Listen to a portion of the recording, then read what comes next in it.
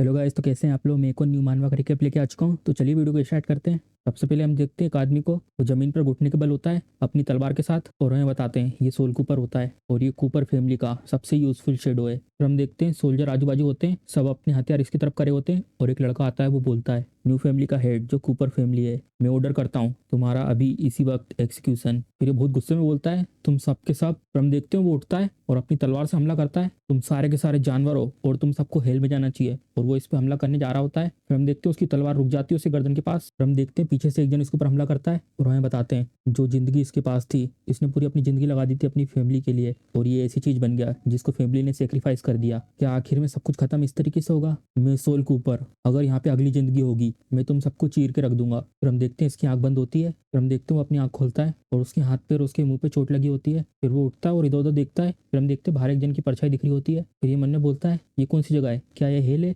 लेकिन ये जगह जानी पहचानी क्यों लग रही है। फिर हम देखते हैं एक जन उसके ऊपर पानी फेंकता है। फिर हम देखते हैं वो मेड होती है और बोलती है जल्दी से अपने आप को साफ कर लो क्योंकि यहाँ पे कोई आ रहा है तुम्हें ले जाने के लिए। फिर ये गुस्से में उसकी तरफ देखता है। फिर ये उसके मुंह पे एक चाटा मारती है और बोलती है तुम्हारी हिम्मत कैसी हुई, तुम बदमाश बच्चे, तुम मुझे ऐसे घूर के देख रहे हो, जिसकी अभी बात सही से होगी नहीं है वो मेरी बात नहीं मान रहा। फिर हम देखते हैं वो थोड़ा हैरान हो जाता है और मन में सोचता है बच्चा। फिर वो पानी में अपना रिफ्लेक्शन देखता है और मुस्कुराने लगता है और क्रीपी तरीके से स्माइल करता है और बोलता है मैं एक्चुअली रिटर्न आ गया जब मैं 3 साल का था, मैं सोल कूपर, मैं एक्चुअली रिबोर्न हो गया। फिर हमें बताते हैं मैं अपनी पिछली जिंदगी में मैं एक सोल कूपर था शेडो, और जो बाकी शेडो मेंबर थे उन सबके साथ मैंने फैमिली की खतरनाक ट्रेनिंग को झेला है। मर्डर, अर्सन, एस्पियोनेज, बिल्कुल हमारे कोड नेम जैसे शेडो वो हम लोग थे जो फैमिली के छुपे हुए डर्टी काम करते थे, और इसके रिवॉर्ड में फैमिली हमें रिवॉर्ड देते थे ग्लोरी, बिना खत्म होने वाली रिचनेस, और इसकी वजह से हम शेडो ने ये सब हार्डशिप को सहा है। और मैं अपनी फैमिली का इलेजिमेट सन था और मैं अपने फेट को चेंज करना चाहता था जो दूसरों से बुली होता है, और मेरे पास कोई टैलेंट नहीं था। इसके लिए मैंने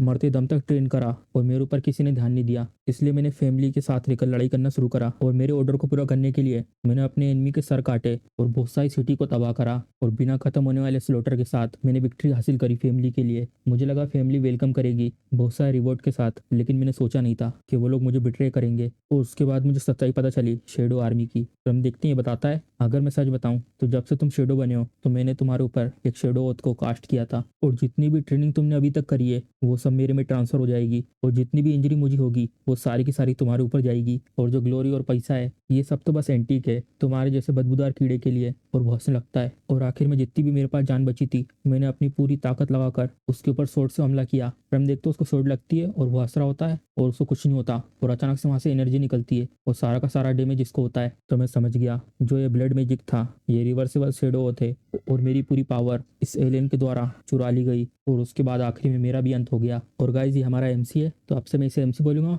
और ये मन में बोलता है तो इस लाइफ में मैं कसम खाता हूँ मैं ये सेम गलती दोबारा नहीं करूंगा। हम देखते हैं उसको भूख लग रही होती है और मन में बोलता है मुझे तो बहुत ज्यादा भूख लग रही है, ऐसा लग रहा है मैंने 3 दिन से कुछ नहीं खाया। फिर हम देखते हैं वहीं से चूहा निकलता है और फिर ये उसको देख के मुस्कुरा रहा होता है, और मन में बोलता है मैं इस चूहे को खाकर अपनी भूख मिटा सकता हूँ। और वैसे भी मेरी पिछली लाइफ में जब बैटल फील्ड में मैं लड़ाई करता था ये चूहों का मीट टेस्टी होता था इंसानों के मीट से। फिर हम देखते हैं एक जन अपने हाथ से पर्दा साइड करता है। फिर हम देखते हैं 2 लोग आते हैं और एक जन बोल रहा होता है हे तुम कचरे, यंग मास्टर एलियन तुमसे मिलना चाहते हैं, जल्दी हमारे साथ चलो। फिर वो लोग उसको पकड़ लेते हैं, और एमसी मन बोलता है ये वाला जो वक्त है मेरी पिछली लाइफ में मुझे चूज किया गया था शेडो बनने के लिए, लेकिन इसके बाद जो मेरी पहले की सारी मेमोरी थी वो जा चुकी थी, तो ये टाइम है जब मुझे कर्स किया जाएगा ब्लड मैजिक शेडो से। फिर वो मुस्कुराता है, लेकिन फिर एक जन को वो हाथ काट लेता है। फिर हम देखते हैं वो दूसरे के हाथ में लटक जाता है और वो चिल्लाते हुए बोलता है दत्ते रेखी क्या है बच्चा कुत्ता है, जल्दी से इसको पकड़ो। फिर वो अपना मुक्का बनाता है इसको मारने के लिए और बोलता है तुम कुत्ते कचरे कहीं के, तुम बहुत ज्यादा एरोगेंट हो। फिर हम देखते हैं एमसी उसके हमले को डोज कर देता है और उसकी तलवार लेता है और उसको हाथ काट देता है, और ये घबरा जाता है और मन में बोलता है क्या है बच्चे को तलवार चलानी आती है। फिर एमसी उन्हें बोलता है लेकिन जो मेरे रिवेंज का समय है वो आ चुका है। फिर हमें बताते हैं जो ये शेडो थे वो एक एंशिएंट ब्लड मैजिक है, जहाँ पर जो कास्टर होता है वो इस ओथ का मास्टर होता है, उसको सिर्फ इसके लिए प्राइस पे करना होता है, सिर्फ थोड़े से अमाउंट में ब्लड, और जो भी टारगेट है वो इसके शेडो बन जाते हैं, और वो शेडो किसी भी तरीके से और ओथ मास्टर को जितनी भी इंजरी होगी वो सब इसके ऊपर आएगी, और उसी समय पे जितनी भी एबिलिटी वो ग्रो करेगा वो सारी की सारी मास्टर के पास जाएगी। और इसके इतने क्रूल नेचर की वजह से इस मैजिक के ऊपर एम्पायर ने एक ऑर्डर इशू करा 100 साल पहले कि जितने भी इसके रिकॉर्ड है उन सबको डिस्ट्रॉय करना है जिसमें भी शेडो ओथ के बारे में लिखा हुआ है, और कोई भी इसे यूज ना करे। हम देखते हैं इसको एक लपड़ा मारता है जो एमसी को लेने गया था, और ये बोलता है तुम कचरे कहीं के, तुम एक जंगली कुत्ते के द्वारा बुली हो गए क्या, कूपर फैमिली ने तुम्हें इस तरीके से पाला है। हम उसका नाम दिखाते हैं। एलन कूपर 8 साल का है और ये कूपर फैमिली का सक्सेसर है। और जिसको थप्पड़ पड़ा होता है वो बोलता है, मुझे माफ कर देना यंग मास्टर, मेरे सबॉर्डिनेट ने अपनी ड्यूटी अच्छे से नहीं निभाई। फिर ये बोलता है, और मैं ये सोच रहा हूँ तुम्हारी हिम्मत कैसे हुई हमारे लोगों को हाथ लगाने की। फिर एमसी उसकी तरफ देखता है। फिर ये एमसी के सामने आके बोलता है, जल्दी कोई आओ और इसे डंजन में जाके लॉक कर दो। फिर वो गार्ड बोलते हैं ठीक है। फिर हम देखते हैं एक जन आता है, वो बोलता है जरा रुको एलन। फिर हम देखते हैं एक औरत होती है और इसका नाम बताते हैं हेरा कूपर। ये मैट्रियार्च है कूपर फैमिली की और एलन की मदर। ये बोलती है ये जो बच्चा है इस पे किसी ने ध्यान नहीं दिया है, तो ये तो नॉर्मल है, ये एक क्रेजी की तरह एक्टिंग कर रहा है, लेकिन अभी सही टाइम नहीं है इसको पनिश करने का। जो अभी सबसे ज्यादा इंपॉर्टेंट चीज है वो है वो सेरेमनी। और भूलना नहीं तुम्हारी मदर ने तुमसे क्या कहा था, हमें आज क्या चीज पानी है। फिर एमसी ने बोलता है मुझे कोई आइडिया नहीं है कि क्यों इसकी मदर ने इसके जैसे बेवकूफ बास्टर्ड को मेरा शेडो मास्टर बनाया। बस मुझे मौका मिल जाए मैं इसकी हालत पूरी तरीके से खराब कर दूंगा, मैं इसको छोड़ूंगा नहीं। फिर ये बोलता है ठीक है मदर। फिर ये बोलती है ठीक है, फिर तुम्हारी मदर इन सबको बाहर ले जा रही है और तुम्हें डिस्टर्ब नहीं करेगी क्योंकि तुम्हारी फैमिली के फ्यूचर हो। सब कुछ यहाँ पे क्लियर कर दो, यहाँ पे सिर्फ मास्टर एलन रहेंगे और तुम सब मिलकर यहाँ पे साउंड प्रूफ बैरियर लगा दो और कोई भी डिस्टर्ब ना करे यंग मास्टर को। फिर पीछे से बटलर बोलता है यस मैम। फिर हम देखते हैं वो कप में एक चीज डालता है। फिर बोलता है अब इसके बाद से तुम सब के सब मेरी शेडो आर्मी बनने वाले हो, चलो फिर फैमिली के लिए एक कसम खाते हैं। ये लोग बोलते हैं शेडो के नाम पर मैं कसम खाता हूँ मैं अपनी पूरी जिंदगी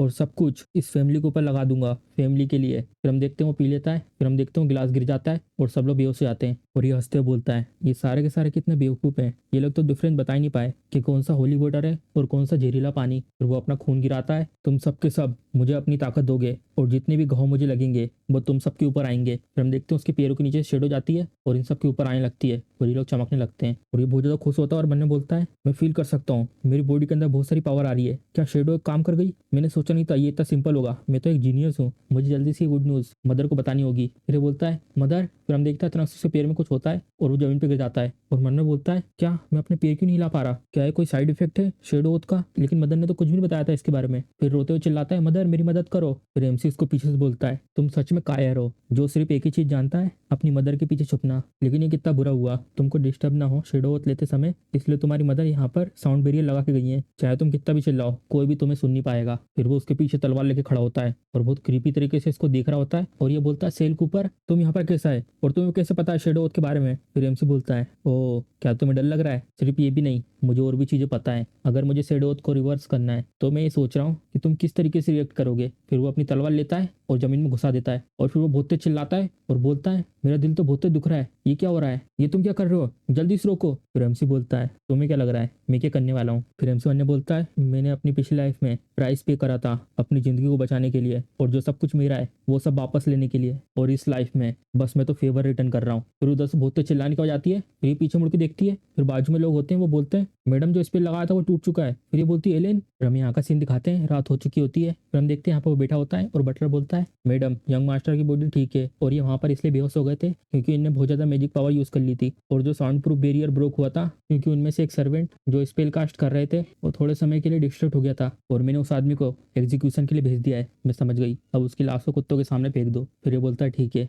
लेकिन मैडम यंग मास्टर को देख के ऐसा लग रहा है यंग मास्टर के ऊपर इसका असर हुआ है और वैसे भी ये यंग है, इस तरीके का काम इनने पहले कभी किया नहीं है। फिर ये मन में सोचता है मुझे ऐसा क्यों लग रहा है कुछ हुआ है लेकिन मुझे कुछ याद नहीं है। फिर उसकी मदर उसके सर पे हाथ रखती है और बोलती है हेलेन तुम्हें चिंता करने की जरूरत नहीं है, जो शेडो है वो स्ट्रांग होता है, वो वीक के ऊपर प्रे करता है और जो तुमने काम किया है वो यही है। फिर वो उसका हाथ हटाता है और बोलता है ये कैसे पॉसिबल है, मैं कूपर फैमिली का फ्यूचर हेड हूँ और जितने भी क्रीचर हैं वो पैदा हुए हैं अपनी जिंदगी को सेक्रीफाइस करने के लिए, मैंने सही कहा ना मदर। फिर वो उसको गले लगाती है और हंसते हुए बोलती है जैसा सोचा था तुम मेरे बेटे हो, अब तुम्हें क्या रिवॉर्ड चाहिए और हिचकिचाना नहीं, अपनी मदर से तुम कुछ भी मांग सकते हो। फिर ये बोलता है मदर तो सबसे बेस्ट है। फिर हम देखते हैं एमसी बाहर खड़ा होता है और मुस्कुराते हुए बोलता है क्या मजबूत रिश्ता है मदर और सन का, लेकिन कितना बुरा हुआ आज और इस वक्त से जितने भी कूपर फैमिली में शेडो हैं वो मेरे शेडो बन चुके हैं। मेरी पिछली जिंदगी में मैंने जब फैमिली के लिए बैटल लड़ी थी तो मुझे एक ब्लड मैजिक इंडेक्स मिली थी जिसके अंदर शेडो के बारे में बताया गया था और मैंने वो फैमिली को प्रेजेंट किया था, लेकिन मैंने सोचा नहीं था मैं पहले से सेक्रीफाइस बन चुका हूँ इस फैमिली का। और किस्मत से मैंने उसके बारे में पढ़ा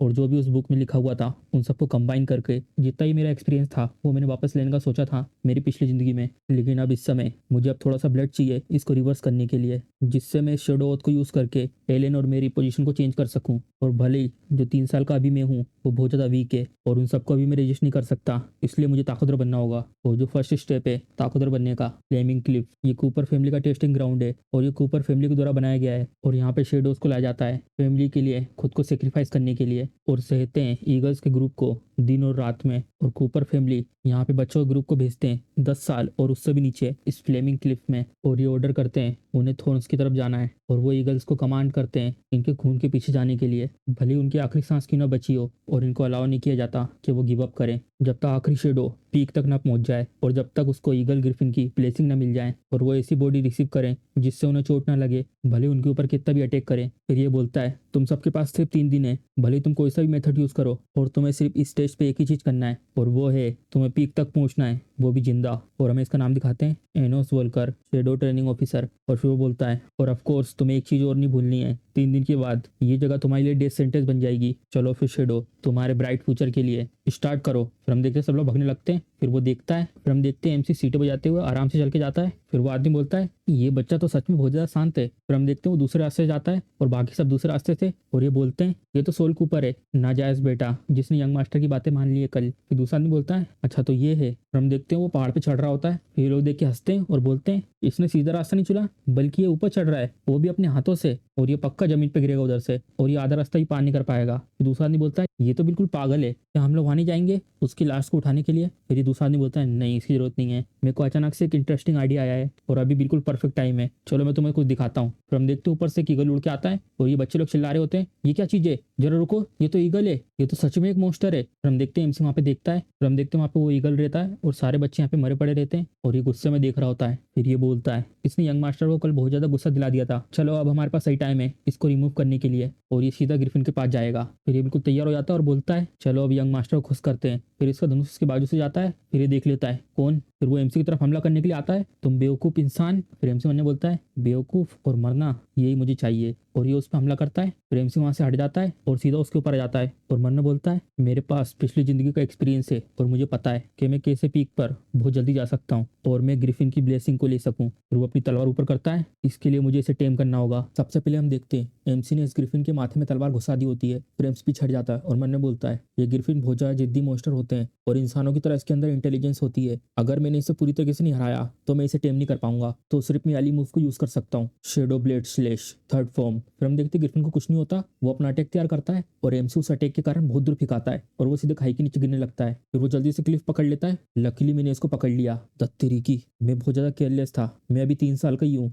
और ना कि 30 साल का, तो यहाँ पे कुछ फर्क नहीं पड़ता अगर मैंने अपनी स्वॉर्ड स्टाइल प्रीवियस लाइफ में सीखी है और जब भी मेरी बॉडी का साइज और वेट है और अगर मैं उसके पास भी गया तो मैं उसकी हवा से उड़ जाऊंगा। मुझे एक आइडिया है, जैसे तैसे करके मुझे उस गुफा तक पहुंचना है। फिर हम देखते हैं वो ग्रिफिन अपना दूसरा अटैक तैयार करता है और एमसी उस अटैक से बच जाता है। ये तो बहुत ज्यादा पावरफुल विंड एनर्जी है। फिर हम देखते हैं एमसी सारे अटैक डोज कर रहा होता है। मन में बोलता है जितनी बार ये ग्रिफिन अपना अटैक कर रहा है उसका लेवल 1 से 10 तक पहुंच जाएगा, अगर ये 10वें विंड तक पहुंच गया तो मेरे जैसे यहाँ पर सो भी आ जाए तब भी वो यहाँ से बच के नहीं निकल सकते। फिर एमसी को कुछ याद आता है, ओ हाँ, फिर एमसी वहीं रुकता है और हवा में कूद जाता है और वो ठीक उस हमले के सामने होता है। फिर मन में बोलता है तो अगर मैं यहाँ से निकल नहीं सकता तो क्यों ना मैं इस पावर को यूज करके इस गुफा के अंदर चले जाऊं। फिर हम देखते हैं एमसी चिल्लाते हुए उस गुफा के अंदर उड़ता हुआ जाता है, मेरा अभी जो इतनी पावर का यूज हुआ है चलो शेडोथ को यूज करके उस लड़के से उसकी एनर्जी खींच लेता हूँ। फिर हम देखते हैं अचानक से चाय का कप गिर जाता है और इसकी एनर्जी एमसी के पास जारी होती है। फिर पीछे से वो लड़का बोलता है यंग मास्टर जल्दी कोई आओ मदद करो। यंग मास्टर अचानक से बेहोश हो गए। फिर हम देखते हैं एमसी गुलाटी मार के यहाँ आता है, चलो प्लेन सक्सेसफुल हो चुका है, अब मेरे पास मौका है, चलो अंदर की तरफ चलते हैं। फिर हम देखते हैं ग्रिफिन यहाँ पे आ जाता है। फिर ग्रिफिन बहुत स्पीड में आगे की तरफ बढ़ता है, तुम छोटे कमीने अब कहाँ भागोगे, अब तुम्हारे पास कोई रास्ता नहीं है। फिर हम देखते हैं वहीं पर रुक जाता है,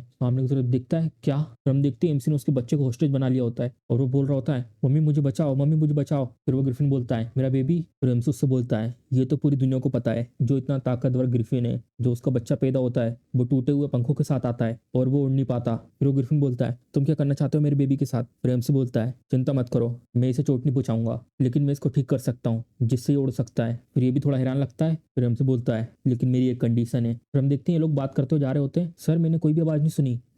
ऐसा लगता है वो ग्रिफिन के द्वारा खा लिया गया है, जल्दी चलते हैं इसको रिपोर्ट करते हैं यंग मास्टर को, हमें पक्का इसके लिए रिवॉर्ड मिलेगा। फिर वो भी कहता है हाँ तुमने सही कहा, ये बहुत अच्छा आइडिया है, चलो चलते हैं। फिर हम देखते हैं उनके पीछे ग्रिफिन आ जाता है और एमसी ठीक उसके ऊपर बैठा होता है। फिर एमसी बोलता है लेकिन तुमको उसका इंतजार करना होगा हेल में। फिर वो लोग चिल्लाते हैं सेल के ऊपर, फिर लोग भगते हैं नहीं ऐसा मत करो। फिर हम देखते हैं वो खा लेता है उन लोगों को मैंने वो कर दिया है जैसा मैंने प्रॉमिस किया था। चलो अब तुम्हारी बारी है मेरा प्रॉमिस पूरा करने की। फिर एमसी बोलता है ठीक है चलो चलते हैं नॉर्दर्न पार्ट में, माउंटेन रेंज की तरफ। फिर हम देखते हैं लोग एक बहुत बड़े गेट के पास आते हैं, द लैंड ऑफ स्टोन। फिर वो ग्रिफिन बोलता है जैसा हम लोगों ने एग्री करा था तुम्हें परस्यूस की सोड मिलेगी और मुझे मेडूसा का ब्लड जो किसी को भी हील कर सकता है। फिर एमसी बोलता है हाँ कोई दिक्कत नहीं है। फिर एमसी ने बोलता है लेकिन कितना बुरा हुआ, मेरा जो गोल है वो सोड नहीं है और ना ही ये ग्रिफिन को किसी तरीके की मदद। फिर हम देखते हैं वो ग्रिफिन गेट खोलता है। फिर एमसी ने बोलता है जो मैं चाहता हूँ इस ग्रिफिन को यूज करके इस स्टोन लैंड को पूरी तरीके से तबाह करना। फिर हम देखते हैं पत्थरों से बनी हुई मेडूसा दिखाते हैं और वो बहुत ज्यादा क्रीपी लग रही होती है। और फिर हम देखते हैं उसके सामने तीन और मूर्ति होती है। मेरी पिछली जिंदगी में जब एलेन 12 साल का था तो मिस्ट्रेस ने शेडो आर्मी को यहाँ भेजा था सोड ऑफ परस्यूस एलेन के लिए लेके आने को,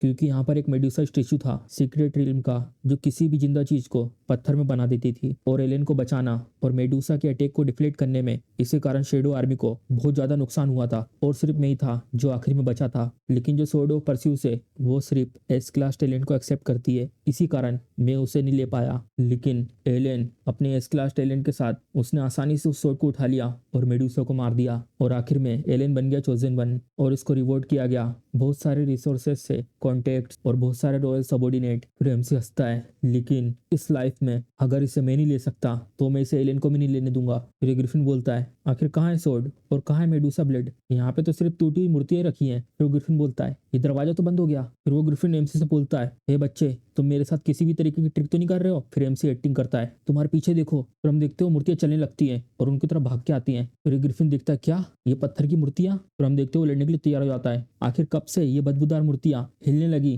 फिर एमसी बोलता है मुझे भी नहीं पता। फिर हम देखते हो वो अपने मुक्का मारता है बेंग बेंग बूम और वो सारी मूर्तियां एक ही मुक्के में टूट जाती हैं। फिर हम देखते हो पत्थर चमक रहे होते हैं और वो फिर से एक एक करके जुड़ने लगते हैं। फिर वो बोलता है जो रुको ये अपने आप जुड़ रहे हैं और जुड़ते हुए एक बन रहे हैं। और फिर एमसी घबराने की एक्टिंग करता है, नीचे गिर जाता है और कुछ बोलता है डाइनो इनो पेम्फ्रेडो और जितने भी एमसी ने ये नाम लिए होते हैं वो सारे स्टेचू के होते हैं। फिर एमसी बोलता है इन तीनों स्टेचू के पास कोई भी फेशियल फीचर नहीं है और ये तीनों की तीनों एक जैसे लग रहे हैं और माइथोलॉजी में बताया गया है कि वो एक ही आंख और एक ही मुंह शेयर करते हैं। ये और मेडूसा दोनों डॉटर हैं पेसियोडोन के और उनके पास पावर है पानी को कंट्रोल करने की, तो जल्दी भागो। फिर हम देखते हैं वो इसकी तरफ बहुत ही स्पीड में पानी भेजता है और फिर ग्रिफिन बोलता है अब क्या पॉइंट बनता है भागने का, जल्दी सोचो वो सोड कहाँ पे मिलेगी। फिर एमसी बोलता है मैं देख रहा हूँ उसी के लिए। फिर ग्रिफिन बोलता है अगर ऐसे ही चलता रहा तो ये जगह पूरी तरीके से गिर जाएगी और हम लोग भी साथ में मर जाएंगे। फिर एमसी बोलता है मैं उसी को ढूंढ रहा हूँ, यहाँ पे कुछ रूइंस हैं उस पत्थर की दीवार पर उस जगह पर, शायद वहाँ पे इसके लिए कुछ रास्ता मिल जाए। फिर एमसी फिर मुस्कुराता है और मन में बोलता है ये तो बहुत अच्छा हुआ, यही तो मैं चाहता था, जल्दी से ये सीक्रेट रिल्म तबाह हो जाए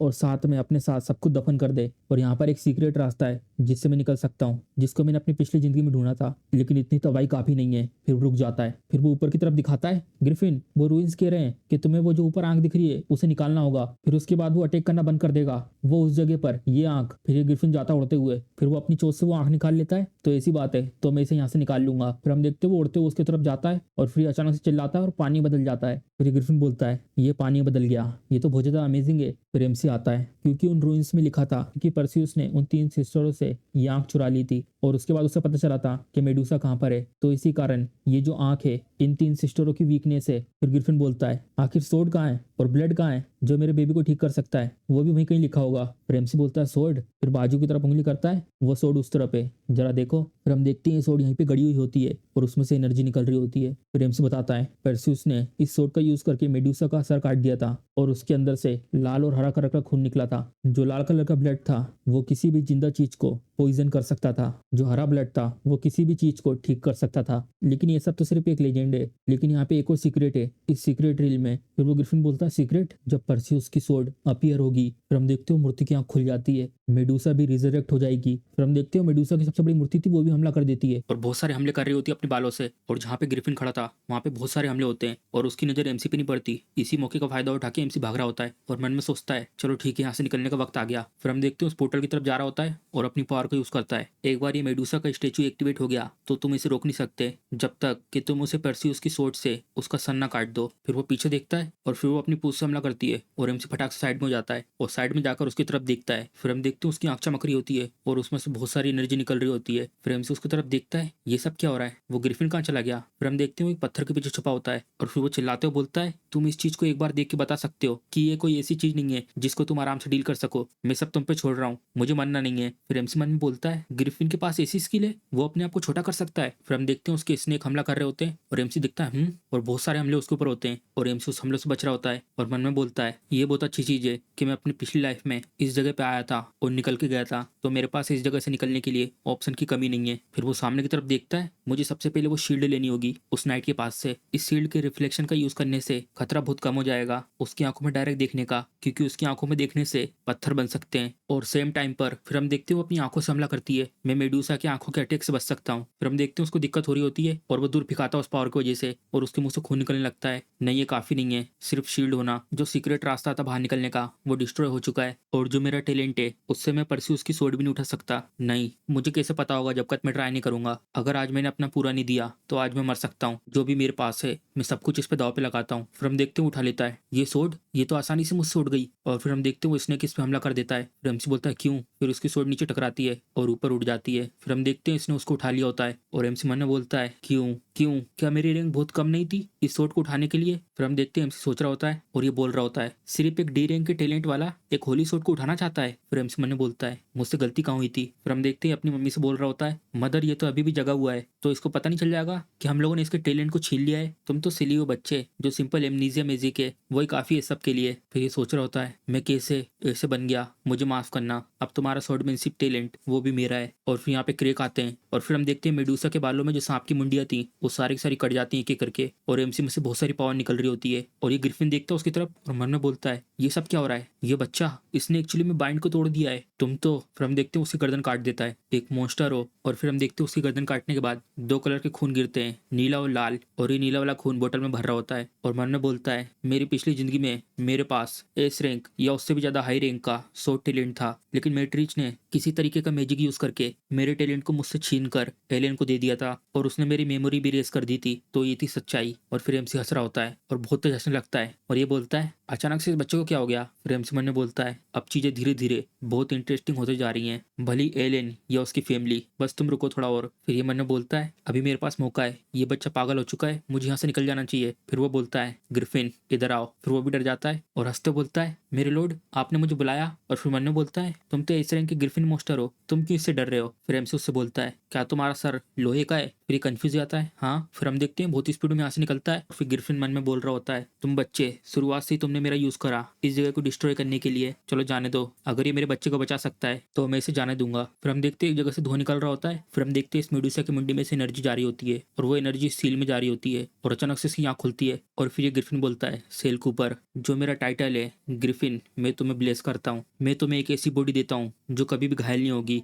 चाहे तुम पे कैसे भी अटैक हो। फिर ये मन में बोलता है ऐसा लगता है मेरी ताकत बढ़ चुकी है और मेरी इंजरीज भी हील हो चुकी हैं, तो ये तो बहुत अच्छा है। अगर ये मेरी बॉडी के घाव को हील कर सकता है तो मुझे ये घाव एलियन के ऊपर और ज्यादा ट्रांसफर करने की जरूरत नहीं है, इससे मैट्रियार्च को किसी भी तरीके का शक नहीं होगा। और सबसे पहले मुझे मेरे एस रैंक के सोड टैलेंट को छुपाना होगा, नहीं तो बहुत ज्यादा दिक्कत हो सकती है। फिर एमसी उससे बोलता है ग्रिफिन ये लो, इसे अपने बच्चे को दे दो, इससे उसके पंख हील हो सकते हैं। फिर वो उसको पिला देता है। फिर हम देखते हैं उसके आसपास एनर्जी बनती है और वो उड़ने लगता है। और फिर ग्रिफिन बोलता है मेरा बच्चा तो उड़ने लगा। फिर एमसी बोलता है उसे सिर्फ अभी ये पता है कि कैसे उड़ना है, लेकिन अगर इसने मास्टर को एक्सेप्ट नहीं करा इसकी उम्र होने से पहले तो ये आखिरी में एक पागल चिड़िया ही खिलाएगी। फिर वो ग्रिफिन बोलता है तुम्हारा इससे क्या मतलब है। ज्यादा कुछ नहीं, मैं बस तुम्हें दया दिखाकर एक एडवाइस दे रहा हूँ, एक स्ट्रेंजर समझकर। और वैसे भी तुम जब भी ताकतवर बने थे जब तुमने मास्टर एक्सेप्ट करा था, मैंने सही कहा। फिर ग्रिफिन मन में बोलता है ये सही कह रहा है, अगर मेरे मास्टर ने इंसान के दिमाग को मुझे खिलाया नहीं होता तो मैं अपने इंटेलिजेंट अवेकन नहीं कर पाता और इतना ताकतवर नहीं बन पाता, लेकिन मेरे मास्टर 100 साल पहले ही मर चुके हैं, क्या मुझे एक और आदमी को ढूंढना पड़ेगा बिल्कुल उनके जैसा रूथलेस इंसान। फिर ये देखता है हाँ ये तो सही है, सेल कूपर क्या तुम मेरे बच्चे को एक्सेप्ट कर सकते हो पेट मोस्टर के रूप में। फिर वो ग्रिफिन मन में बोलता है इसके पास बहुत ज्यादा इंटेलिजेंस है और ऐसी स्किल जो सबसे अलग है इसकी उम्र के हिसाब से, और ये फ्यूचर में बहुत ज्यादा बड़ी चीज करेगा। फिर एमसी मुस्कुराता है और मन में बोलता है चलो मछली ने चारा पकड़ लिया। फिर उसकी तरफ देखता है चलो ठीक है मैं उसको एक्सेप्ट कर लूंगा एक पेट मोस्टर के रूप में, लेकिन तुम्हें मेरे साथ एक डील करनी होगी। फिर ये बोलता है डील। फिर एमसी बोलता है मुझे सारी इन्फॉर्मेशन चाहिए ब्लेड कूपर की और उसी के साथ एक बहुत ज्यादा प्रीसियस की जो उस जगह को अनलॉक कर सकती है जिसको कूपर फैमिली वर्शिप करती है, द सोड स्पिरिट ब्लेड। फिर हमें यहाँ का सीन दिखाते हैं और एक जन चिल्ला रहा होता है क्या तुम ढूंढ नहीं पाए जिसके कारण ये सब हुआ है। तो फिर हम देखते हैं एलियन की मदर होती है और बोलती है क्या तुम मुझे ये कह रहे हो कि यंग मास्टर अचानक से वहाँ पे बेहोश हो गए थे बिना कुछ हुए और ये कितना देर तक चलता रहेगा। फिर ये बटलर बोलता है चिंता मत कीजिए मैडम, यंग मास्टर के ऊपर प्रोटेक्शन इन्फेक्शन है शेडो ओथ की और वो जल्दी उठ जाएंगे। और वैसे भी आपके पास वो छोटे शेडो हैं यंग मास्टर की मदद करने के लिए। यंग मास्टर को जितनी भी चोट लगेगी वो सब उनके ऊपर जाएगी और इसके बदले उनके पास ताकत आती जाएगी। फिर ये बोलती है हाँ ये तो सच बात है, लेकिन ये पूरी सिचुएशन बहुत ज्यादा स्ट्रेंज है और ऐसा लगता है एलियन के साथ ये जब से हो रहा है जब से उसने वो शेडो ओथ की सेरेमनी ली थी। ऐसा लगता है इन सब के पीछे कोई है। फिर बटलर बोलता है हाँ मुझे याद आया मैडम, यहाँ पे एक और अर्जेंट मैटर है और आपको ये सब संभालना है। जो सेल कूपर है वो एग्जाम में फर्स्ट प्लेस पर आया है और ऐसा और ऐसा और ये भी है सेल कूपर ने ग्रिफिन को यूज करा अंकल और नेफ्यू वोल्कर को मारने के लिए और उसने ग्रिफिन के बच्चे को भी टेम कर लिया है उसके पेट में ओस्टा के रूप में। और ये बहुत ज्यादा हैरान हो जाती है और बोलती है आखिर वो है कहाँ पर। और बटलर बोलता है वो अभी दरवाजे के बाहर ही है, मैं उसे जल्दी बुलाता हूँ। फिर हम देखते हैं एमसी आता है और फिर बोलता है मैडम कैसे मैं आपकी मदद कर सकता हूँ। फिर ये बोलती है सेल कूपर तुमने क्यों मारा वोल्कर को। फिर एमसी बोलता है क्यों, मैंने ये सब किया फैमिली के लिए। जो शेडो को ट्रेनिंग करने वाला ऑफिसर है बिल्कुल उसकी तरह वो मारा जा चुका है 3 साल के बच्चे से, वो बिल्कुल यूजलेस है कूपर फैमिली के लिए और उसके जैसे कचरे की जरूरत नहीं है। क्यों मैडम आप इससे सहमत नहीं है। और ये बहुत ज्यादा गुस्से में देख रही होती है। उसको देखकर एमसी बोलता है हाँ यही यही है वो एक्सप्रेशन, ऐसे ही एक्सप्रेशन गुस्सा और डिस्कस्टेड फील करना। और फिर मन में बोलता है अगर तुम्हारे पास अपना कोई कार्ड है तो तुम फ्री हो, कुछ भी यूज कर सकती हो, मैं तुम्हारे सामने बिल्कुल नहीं डरूंगा।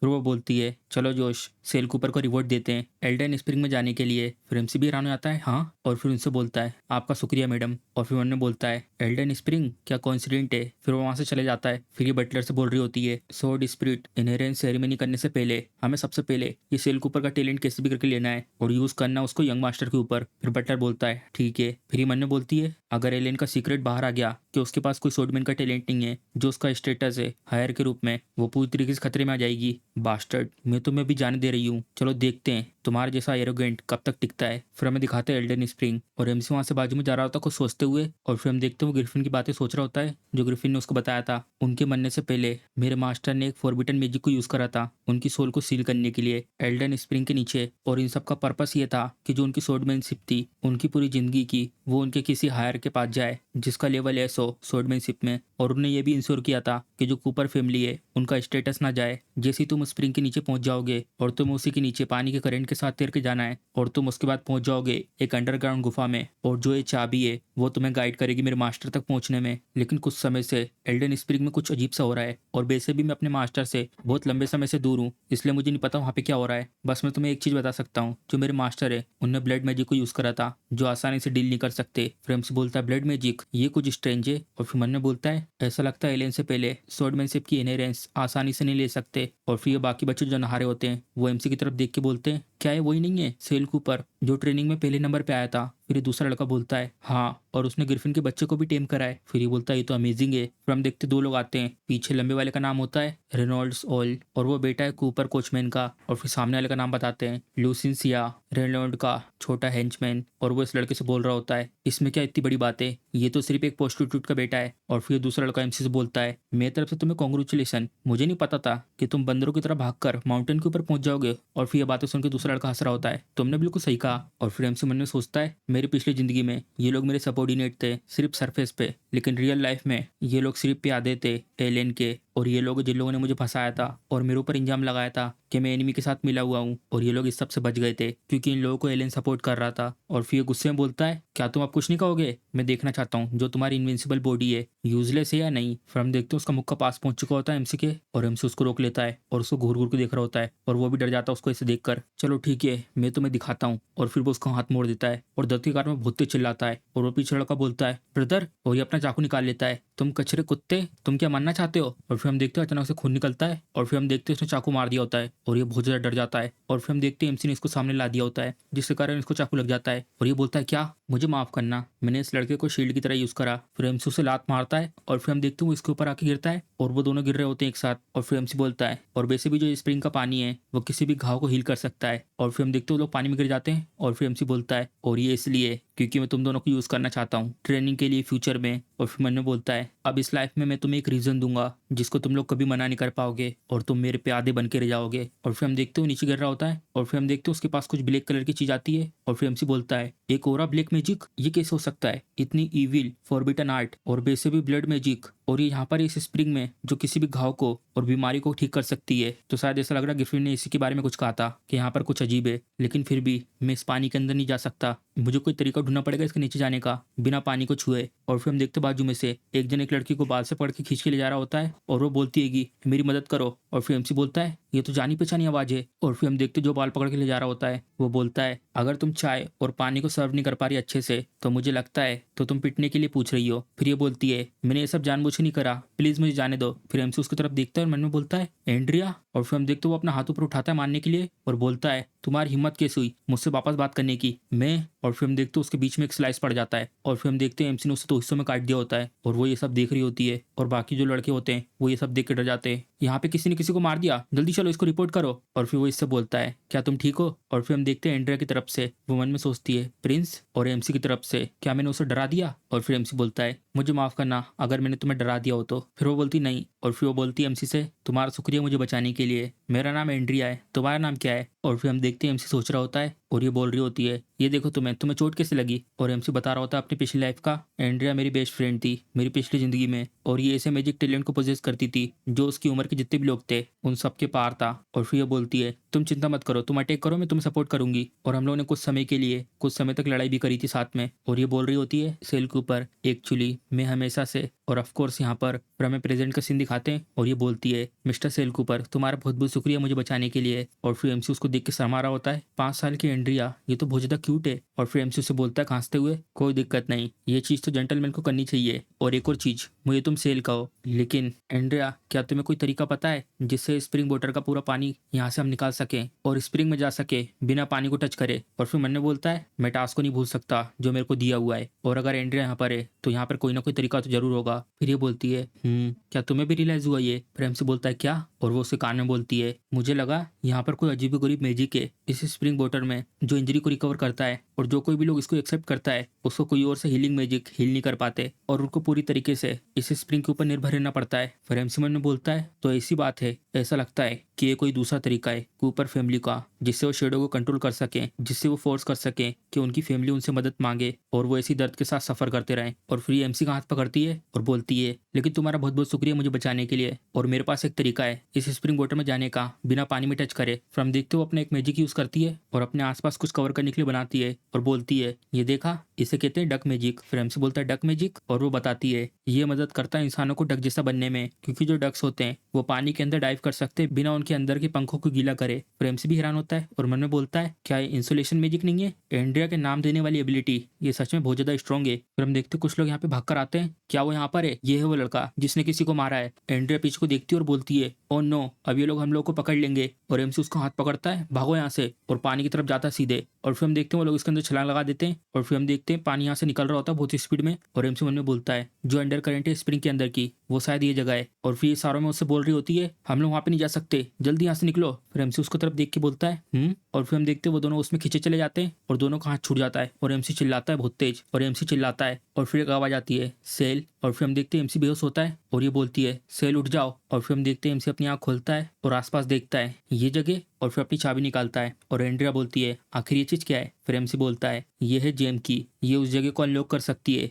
जहाँ पर ये वर्शिप करते हैं स्वॉर्ड स्पिरिट को, लेकिन यहाँ पे तो कोई भी दरवाजा नहीं है, हम इसे यूज कैसे करेंगे, ऐसा लगता है उसे समन करना होगा। फिर वो बोलता है समन, मुझे नहीं पता कि स्वॉर्ड स्पिरिट क्या है लेकिन ट्राई करते हैं। और फिर हम देखते हैं बुला रही होती है कि प्लीज मेरी बात सुनो, अपने मास्टर को ढूंढो और ओपन कर दो इस डोर को इस जगह पर। फिर हम देखते हो अपनी मैजिक का यूज कर रही होती है और पीछे अचानक से कुछ हिलता है और एमसी पीछे की तरफ देखता है बुरा हुआ। और फिर हम देखते हैं पेड़ वाले मॉन्स्टर उनके ऊपर हमला करते हैं और एमसी एंड्रो को बचा लेता है वहां से, और वो लोग साइड में जाके गिरते हैं और उनके सामने कोई चीज चमकती है और एमसी वहां पे देख रहा होता है। और फिर हम देखते हैं गेट खुल जाता है, ये तो आ गया। फिर एमसी उसे उठा रहा होता है एंड्रिया। फिर हम देखते हैं बेहोश हो चुकी होती है और उसे वो गोदी में उठाता है और फिर मन में सोचता है मेरे पास कोई रास्ता नहीं है, मुझे इसे यहाँ पे आराम करने देना होगा कुछ समय के लिए। फिर वो उसके सर के ऊपर हाथ रखता है और अपने मैजिक को यूज करता है। मैं यूज करूंगा इनविजिबल मैजिक जो एंड्रिया ने मुझे सिखाया था मेरी पिछली जिंदगी में, इसकी वजह से कोई भी इसे आसानी से ढूंढ नहीं पाएगा अगर यहाँ आसपास कुछ खतरा हुआ तो। फिर हम देखते वो आगे तरफ बढ़ता है और मन में बोलता है और वैसे भी यहाँ पर बहुत गंदी लड़ाई होगी स्वॉर्ड स्पिरिट को लेने के लिए। फिर हम देखते हैं वो इसके अंदर कदम रखता है और उसके अंदर बहुत सारी लड़कियां मरी होती हैं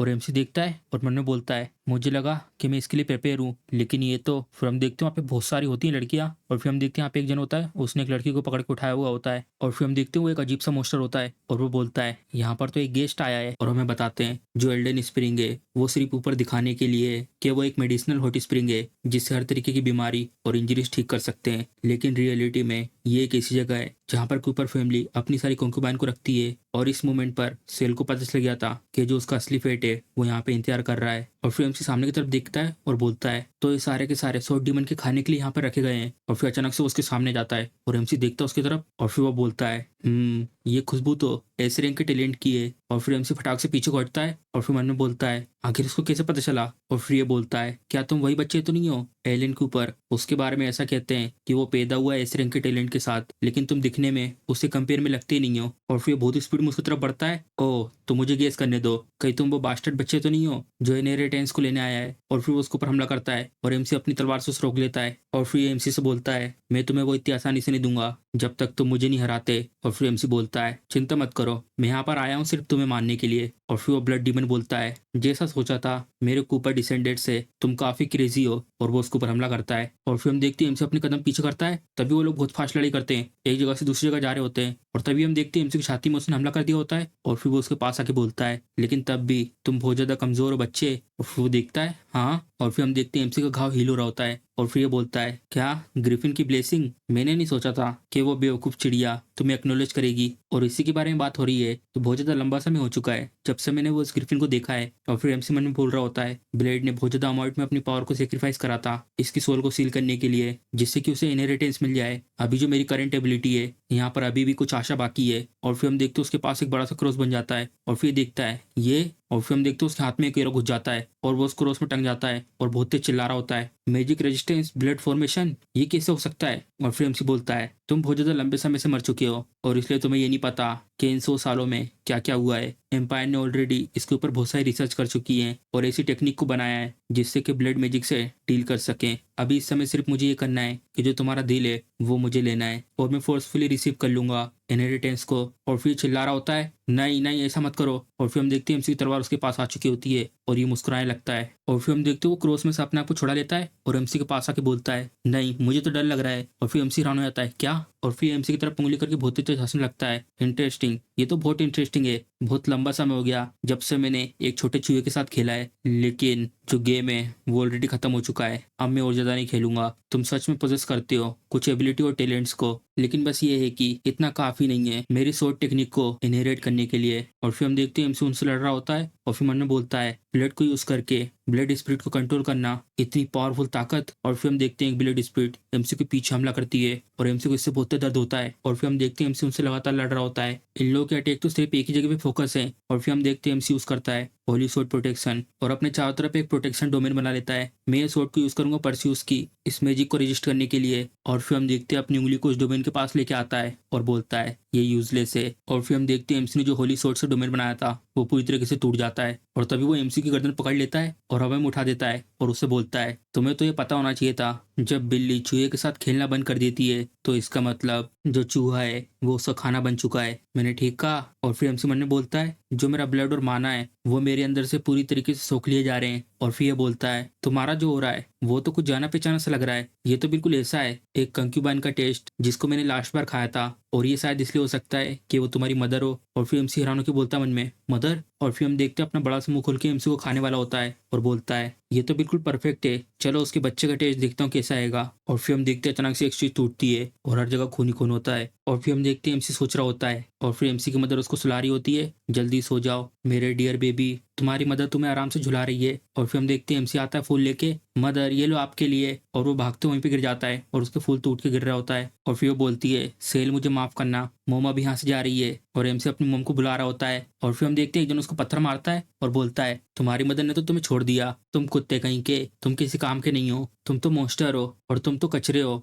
और फिर हम देखते हो अपने कान ढकता है और बोल रहा होता है नहीं मदर ने पक्का मुझे इसे फेंका नहीं है, और फिर हम यहाँ का सीन दिखाते हैं और वो उसे खाने वाला होता है, और फिर अचानक से एमसी के अंदर एक रोशनी आती है तो ऐसी बात है तो वो तुम हो जिसने मेरी मदर को मारा है, और वो उसकी छाती में अपनी तलवार घुसा देता है और तलवार से इसके आसपास बहुत सारा ब्लड आने लगता है, और फिर हम देखते हैं उसके चारों ओर ब्लड ही ब्लड हो जाता है और वो मोस्टर बहुत चिल्लाता है, और फिर मन में बोलता है ये तो एक ब्लड फिस्ट है आखिर एक बच्चे को कैसे पता मेरे ब्लड मैजिक के बारे में। और वो अपनी पावर को यूज करके एमसी को दूर फेंक देता है और फिर मन में बोलता है, तुम बच्चे, तुम अपने खून को जलाने के लिए तैयार हो गए सिर्फ मुझे मारने के लिए। मैंने अपनी बहुत सारी ताकत का यूज कर दिया है ब्लड स्पिरिट को रिलीज करने में। मुझे और औरतों को खाना होगा अपनी ताकत वापस लाने के लिए। और फिर हम देखते हुए एक दिन को खा रहा होता है और फिर एमसी बोलता है, क्या वो डिलीशियस था। और फिर उसके ऊपर तलवार लाके बोलता है, मैं तुमसे कुछ पूछ रहा हूँ, क्या मेरी मदर डिलीशियस थी। और फिर हम देखते हैं उसे मारने के बाद उसे अपनी मदर दिखाई देती है और वो बोलती है सेल। और फिर एमसी देखता है मदर। और फिर हम देखते हैं एमसी ने अपनी तलवार उसके सर के आर पार कर दी होती है और अपनी तलवार को निकाल देता है और वो मॉन्स्टर वहीं गिर जाता है। और फिर एमसी की तरफ देख के मन में बोलता है, ये बच्चा तो पागल हो चुका है, मुझे और ज्यादा कंक्यूबाइन को खाना होगा, नहीं तो मैं डर रहा हूँ कि मैं। और तभी हम देखते हैं अचानक से उसके पीछे से एक तलवार आती है और एमसी उसकी पीठ में तलवार घुसा देता है और हंसते हुए उसको देखता है। और फिर ये बोलता है, मुझे मत मारो, मैं तुम्हारी स्वॉर्ड को पोजेस करके मैं तुम्हारी स्वॉर्ड स्पिरिट बन जाऊंगा और मैं बढ़ा दूंगा। और तभी एमसी उसकी बात काट के बोलता है, तुम इसके लिए वर्दी नहीं हो। और फिर हम देखते हैं वहीं के वहीं फट जाता है और हर जगह खून ही खून गिरता है। और फिर हमें बताते हैं जो स्वॉर्डमैनशिप की इनहेरिटेंस है वो बॉडी के अंदर इम्प्रिंट हो जाएगी। इसको ऑब्जर्व करने के बाद मैं तो ऑलमोस्ट भूल चुका था कि मैं बिना मदर का हूँ जब से मैं पैदा हुआ हूँ। और जितनी भी वो सब चीजें थी वो सारे के सारे मेरे बेकार से डिल्यूजन थे, मैं एक बेकार सा मॉन्स्टर हूँ। और फिर हम देखते हैं उसकी मदर की परछाई दिखाते हैं और वो बोलती है, नहीं तुम मॉन्स्टर नहीं हो, हमेशा से मॉम तुम्हारे साथ थी। और फिर पीछे से आवाज आती है सेल। और एमसी पीछे की तरफ देखता है और फिर हम देखते हैं यहाँ पर आ जाती है और बोलती है, सेल क्या तुम ठीक हो, आखिर तुम्हारे ऊपर ऐसे खून क्यों लगा है, क्या तुम्हें कहीं पे चोट लगी है, चलो मुझे हील करने दो। और फिर हम देखते हैं उसे हील कर रही होती है और एमसी थोड़ा हैरान हो जाता है और फिर मन में बोलता है, मेरी पिछली जिंदगी में एंड्रिया का भी सेम हाल हुआ था जिससे सारी कॉन्क्यूबाइन का हुआ था। और एमसी उसे गले लगा लेता है और ये बोलती है सेल। और फिर एमसी मन में बोलता है, अब इस लाइफ में मैं ऐसा नहीं होने दूंगा कि किसी भी तरीके की ट्रेजेडी फिर से रिपीट हो। सबसे पहले हमें बताते हैं जैसे एमसी ने उस मॉन्स्टर को मार दिया था उसके बाद फैमिली में क्या हुआ वो हमें बताते हैं। स्वॉर्ड स्पिरिट के अचानक से गायब हो जाने के बाद उसके बाद डीमंस ने फैमिली में हलचल मचा दी थी और यही सब होने के कारण ये रिजल्ट निकला, जितने भी गार्डियंस थे एल्डर स्प्रिंग के उन सबको मौत के घाट उतार दिया। जेसी सेल की मतलब अपने एमसी की रूथलेसनेस को देखा, जितने भी सर्वेंट ने, उसके बाद किसी की भी हिम्मत नहीं हुई एंड्रिया को दोबारा बुली करने की। और इन सब के बाद जो सेल था उसके ऊपर ये इंजाम लगाया गया कि वही है जिसके कारण स्वॉर्ड स्पिरिट गायब हो चुकी है। लेकिन इसका एविडेंस न होने के कारण वो सिर्फ उसके ऊपर अत्याचार को बढ़ा सकती थी, इसलिए उनने उसे कारावाह में डाल दिया जिससे कि वो उसके ब्लड पॉइजन को निकाल सके। लेकिन सेल के साथ ये सब होने के बावजूद वो वहां से बच के निकल गया। और फिर हम बताते हैं 4 साल बाद कूपर फैमिली के ट्रेनिंग ग्राउंड में। और फिर हम देखते हैं एक जन ने इसके ऊपर हमला किया होता है और ये चिल्ला के गिरता है नीचे को।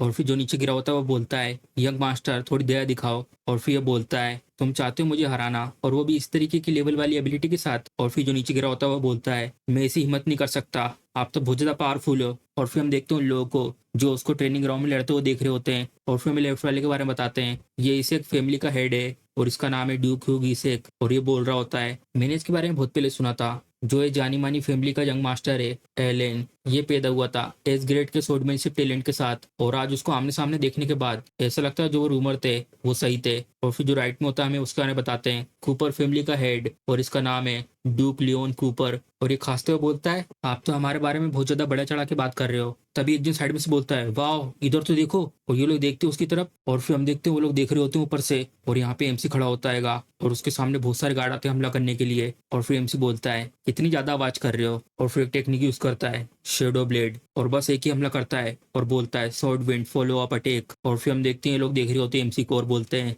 इतने ज्यादा नंबर में मूव्स अगर नॉर्मल इंसान होता है इसकी एज का तो अभी उनकी पोजीशन आयरन सोर्ड में एक डिसाइपल के रूप में होती। लेकिन जो ये बच्चा है ये साफ साफ दिख रहा है कि ये पहुंच चुका है stage of silver sword guardian तक, ये तो इंक्रेडिबल है। और फिर एलेन देखता है एमसी की तरफ और मन में बोलता है, बास्टर्ड तुम्हारी हिम्मत कैसे हुई मेरी थंडर टेक्निक को चुराने की। और फिर वो उसको चैलेंज कर रहा होता है, क्या तुम्हारे में हिम्मत है मेरे साथ एक राउंड डुअल करने की। और फिर एमसी उसकी तरफ देख के बोलता है, ओ। और फिर मन में बोलता है, अगर जो एलेन का टैलेंट था मेरी पिछली लाइफ में वो मेरे से खींच के लिया गया हो तो इसका मतलब जो इसकी असली एबिलिटी है। और फिर एमसी बोलता है, क्यों नहीं। और फिर मन में बोलता है, इसी के बहाने मुझे एक चांस मिल जाएगा इसकी स्किल देखने का। और फिर एलेन बोलता है एमसी से, चलो तो फिर हो जाए। और फिर मन में बोलता है, ये मेरे पास अच्छा मौका है, इसी का यूज करके मैं इसको मार दूंगा और ऐसा दिखाऊंगा कि ये एक एक्सीडेंट था। और फिर हम देखते दोनों आमने सामने खड़े हो जाते हैं और फिर सब लोग बोल रहे होते हैं, यंग मास्टर हरा दो इसे, हाँ बिल्कुल सही, दिखाओ इसे आखिर कौन है रियल सोर्ड जीनियस। और वो उसको चेयर कर रहे होते हैं, यंग मास्टर यंग मास्टर। और तभी हम देखते हैं एलेन यहाँ से आगे को जाता है और एमसी उसे आराम से ब्लॉक कर देता है। और एलेन मन में बोलता है, बहुत अच्छे, मैं इसे जीत सकता हूँ। तभी एमसी उबासी लेते वक्त बोलता है, थोड़ी और ताकत का यूज करो यंग मास्टर, क्या मैडम ने तुम्हें अच्छे से खाना नहीं खिलाया? और ये हैरान हो जाता है, क्या?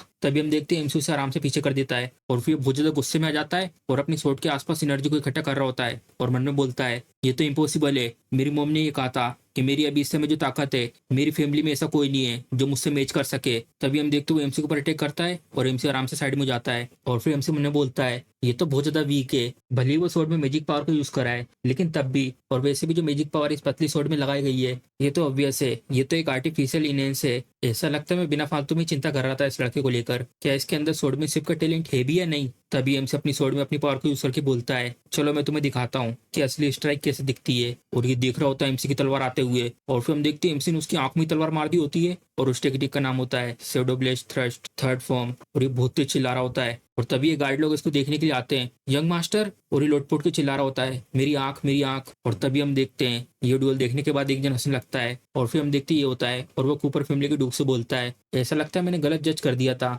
यंग मास्टर एलेन को। जो इनकी एबिलिटी है वो तो कुछ भी नहीं है, लेकिन जो वो सर्वेंट था उसने उसे ऐसे हरा दिया कि जैसे वही हो। और फिर उसकी बात सुनने के बाद कूपर फैमिली का हेड बोलता है, आप बहुत ज्यादा डिसरिस्पेक्टफुल बात कर रहे हो ड्यू की सेक। और फिर बोलता है, मुझे माफ करना, मैं माफी मांगता हूँ। और वैसे भी यंग मास्टर एलेन और जो मेरी छोटी बहन है वो लोग इंगेज्ड हैं, इसलिए मैं नहीं चाहता कि जो मेरी छोटी बहन है वो किसी ऐसे लड़के से शादी करे जो यूजलेस हो। और फिर हम देखते हैं गुस्से में देखते हैं उसकी तरफ और बोलता है, तुम इसके बारे में बहुत ज्यादा चिंता कर रहे हो। अगर रॉयल फैमिली इस मैरिज के लिए हानि करती तो किसको पता जो तुम्हारी सिस्टर है उसकी शादी होती भी कि नहीं। और फिर ये बोलता है, जरा फिर से बोलना तो। और फिर यहाँ से जा रहा होता है और बोलता है, मैं तुम्हें और ज्यादा डिस्टर्ब नहीं करूंगा और ये मत भूलना हम दोनों की फैमिली मिलकर ज्वाइन ऑपरेशन करने वाली 10 दिन बाद। ड्यूक के ऊपर गुड बाय। और फिर मन में बोलता है, एलेन तुम कचरे कहीं के। और पीछे मेड से बोलता है, आखिर वो जो था छोटा शेडो उसको नाम क्या है, उसको क्या बोलते हैं। और फिर बोलती है, मैं मास्टर को रिप्लाई दे रही हूँ, उसका नाम है सेल, वो आपकी मिस्ट्रेस में से एक का बच्चा है। और इसके बारे में कि कौन सी मिस्ट्रेस है उसके बारे में कोई भी रिकॉर्ड नहीं है। और फिर मन में बोलता है, ओह तो ये मेरा बेटा है। जब भी तो सोचू जो उसका शॉर्ट टैलेंट है वो इतना ज्यादा अच्छा है, इसे लेकर आओ मेरे स्टडी रूम में। और फिर बोलती है ठीक है। और फिर हम इस जगह का सीन दिखाते हैं और फिर हम देखते हैं सामने की तरफ दिख रहा होता है अपनी चमकती हुई आंखों से। और फिर हम देखते हैं उसके सामने एमसी होता है नीचे झुका हुआ और बोलता है, मास्टर क्या ऑर्डर है आपका। और फिर उसको देख के मन में बोलता है, मैं तो कुछ भी सेंस नहीं कर पा रहा, ना ही टैलेंट ना ही किसी तरीके की पावर। क्या है जानबूझ छुपा रहा है अपनी असली पावर को कि फ्यूचर में हायर की पोजीशन को चुरा सके। कितना चालाक है, लेकिन आखिरी में तो सिर्फ ही एक बच्चा ही है, इसको रीड करना बहुत ज्यादा आसान है। और फिर वो बोलता है एमसी से, इन 10 दिन में तुम लीड करोगे शेडो स्क्वाड 10 को और तुम्हें उसके बाद जाना है लॉस्ट क्रिस्टल सिटी में ईसेक फैमिली के साथ और तुम्हें वहां से ड्रैगन के अंडे को लेके आना है। ये है वो तलवार जो एक्टिवेट कर सकती है टेलीपोर्टेशन को क्रिस्टल सिटी की ओर। और फिर एमसी मन ने बोलता है, ये सब सुन के, ड्रैगन के अंडे को यहाँ पे लाने के लिए तुम डिमोनिक ड्रैगन को भी गुस्सा दिलाने को तैयार हो, चाहे इसको लेकर तुम कुछ भी करो। पक्का जरूर लियोन का अच्छा इंटेंशन नहीं होगा मुझे वहां भेजने का, लेकिन फिर भी मैं इस मौके को कैसे छोड़ सकता हूँ जिसमें मुझे एक ड्रैगन का अंडा मिल सकता है। और फिर बोलता उससे, जैसी आपकी इच्छा मास्टर, लेकिन मेरी एक रिक्वेस्ट है। और फिर बोलता है, एक रिक्वेस्ट। और फिर हम देखते हैं ये सब के सब जा रहे होते हैं और एमसी के साथ उसका ग्रिफिन भी होता है और वो बहुत बड़ा हो चुका होता है और उसके ऊपर एंड्रिया बैठी होती है। और एंड्रिया बोलती है, सेल क्या तुमने इन्फॉर्म कर दिया था फैमिली हेड को कि मैं तुम्हारे साथ आ रही हूँ तुम्हें सर्व करने के लिए। ये अच्छा नहीं है कि मैं पूरे रास्ते भर इसके ऊपर बैठ के आई हूँ। और फिर एमसी बोलता है, सब कुछ ठीक है। और फिर पीछे उन दोनों से बोलता है, तुम लोगों को भी इससे दिक्कत नहीं ना, क्यों। और वो लोग भी डर जाते हैं और बोलते हैं हाँ हाँ। और फिर हम देखते हैं उन लोग इस जगह पे पहुंच चुके होते हैं, तो क्या ये है क्रिस्टल सिटी। आखिर कहाँ पर है क्रिस्टल और कहाँ पर है ड्रैगन का अंडा। और फिर एक जन बोलता है, मुझे भी नहीं पता। और तभी बाजू में से एक जन आके बोलता है, ऐसा सोचना कि जो कूपर फैमिली की एलिट टीम है उनको इतनी बेसिक नॉलेज ही नहीं पता कि क्रिस्टल सिटी कहाँ पर है, आखिर किस तरीके का जोक है। और फिर हम इसके बारे में बताते हैं, ग्लोरिया ईसा फैमिली की हेड सिस्टर और एलेन की फियोंसे। और फिर एमसी बोलता है, ग्लोरिया ईसा है, तुम्हारा ये सब कहने का क्या मतलब है। और फिर अपना हाथ आगे बढ़ाती और बोलती है, तुम सेल के ऊपर हो ना, क्यों, तुमसे मिलके अच्छा लगा, तुम मुझे कह सकते हो ग्लोरिया। तभी हम देखते हैं एमसी दूसरी तरफ मुंडी कर लेता है और बोलता है,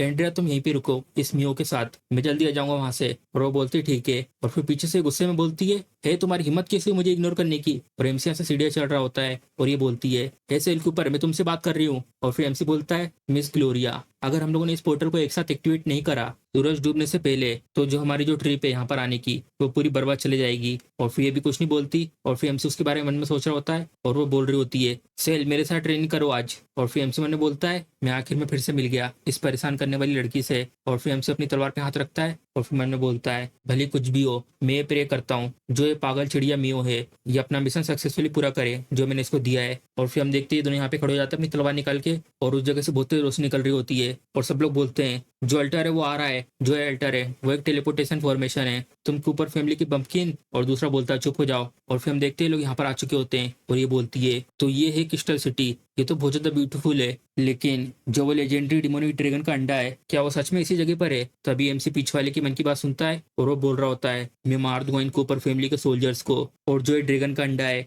उनको मैं ले जाऊंगा ऐसा फैमिली में। और फिर एमसी उसकी बात सुन के बोलता है ये बहुत ज्यादा बुरा हुआ। और फिर हम देखते हैं अपनी तलवार निकालता है और मन में बोलता है जो फैमिली हेड है वो इसके लिए पक्का मुझे रिवॉर्ड देंगे। और फिर एमसी उसे रोक रहा होता है जल्दी से पीछे हट जाओ। और फिर हम देखते हैं उसके ऊपर कुछ चमकते हुए गोले बन रहे होते हैं और तभी यहाँ पे बहुत तेजी से हवा जलती है। और फिर हम देखते हैं उस जगह से ये लोग निकलते हैं और फिर सब लोग बोल रहे होते हैं क्या लाइट सेंटिनल है जो प्रोटेक्ट करते क्रिस्टल सिटी को। और फिर हम देखते हैं उन सब सेंटिनल ने लोगों को घेर लिया होता है और फिर एक दिन बोलता लड़ाई करने के लिए तैयार हो जाओ। और फिर हम देखते हैं जो सबसे पहले तलवार निकाल के हमला करने वाला था वो बहुत ज्यादा डर जाता है और बोलता है मम्मी प्लीज मुझे बचा लो। और फिर अपनी तलवार निकालती है और बोलती तुम कचरे कहीं के, और फिर एक सेंटिनल को मार देती है थॉर्नस्लेस। और इसको ऐसे लड़ता देख के वो पीछे बोलता है यंग मिस। और फिर इसे बोलती है आखिर तुमसे किसने कहा था अपने हिसाब से एक्शन लेने को। और फिर वो बोलता है मैंने ये सब कुछ फैमिली के लिए किया था। और फिर ये बोलती है उससे मुझे तो ऐसा लग रहा है कि ये सब कुछ तुम अपने लिए कर रहे हो। तभी हम देखते 2 सेंटिनल इसके पीछे से हमला करते हैं और एक नाइट इससे बोलता है यंग मिस आपके पीछे, और ये बोलती लग गए। और फिर हम देखते हैं कि अटैक में वो लोग मारे जाते हैं और ये भी हैरान हो जाती है। और फिर हम देखते हैं एमसी ने अपनी तलवार के एक स्लेट से उन लोगों को मार दिया होता है।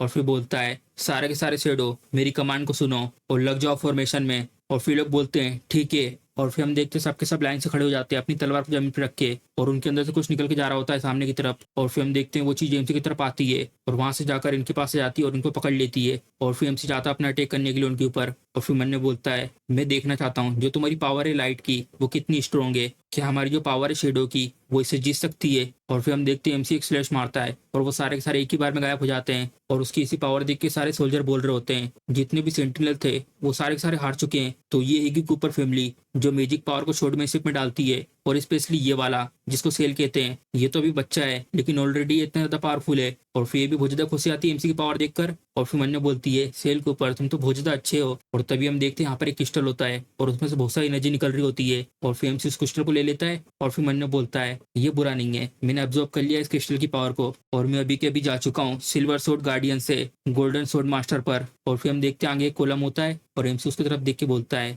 जो अगली स्टेप है अब वो ये है। और फिर हम देखते हैं वो क्रिस्टल के आकार का यहाँ पर एक छेद होता है और फिर एमसी उसके अंदर वो क्रिस्टल को लगा देता है। और जैसे एमसी वो क्रिस्टल को लगाता है अचानक से वहाँ की पूरी जमीन हिलने लगती है और पीछे से वो लोग बोलते हैं क्या ये अर्थक्वेक है। और फिर हम देखते हैं वो जगह अचानक से नीचे हो जाती है। और फिर एमसी बोलता है नहीं, जो अल्टर है वो अब जा रहा है, जल्दी से आ जाओ इस अल्टर के ऊपर, यह हमें ले जाएगा सीक्रेट पैसेज की तरफ जो ड्रैगन डेन है वो ओपन हो चुका है। और फिर हम देखते हैं वो जगह पूरी की पूरी नीचे चले आती है बिल्कुल लिफ्ट की तरह। और फिर हम देखते हैं सबके सब इस जगह पर आ जाते हैं और फिर हम देखते हैं इस जगह पे उनके चारों तरफ बहुत सारे ड्रैगन के अंडे होते हैं, बहुत ही सारे। और फिर हम देखते हैं लोग यहाँ पर फटाक से आते हैं ड्रैगन के अंडों को उठाने के लिए। और फिर ये लोग बोल रहे होते हैं हम लोगों को तो इन अंडों को बांटने की जरूरत भी नहीं है, यहाँ पर तो सबके लिए एक एक हो जाएगा। और फिर सामने नाइट बोलता है जल्दी से इन अंडों को उठा के यहाँ से ले चलो। और फिर हम देखते हैं लोग अंडे उठाने लगते हैं और फिर हमसे मन बोलता है ये लोग क्या बेवकूफ हैं, ये लोग इतनी जल्दी में क्या इन्हें खाना बनना है डिमोनिक ड्रैगन का। और फिर हम देखते हैं अचानक से एक सामने डिमोनिक ड्रैगन उठता है और बहुत तेज रोर लगाता है और ये सबके सब अचानक से हैरान हो जाते हैं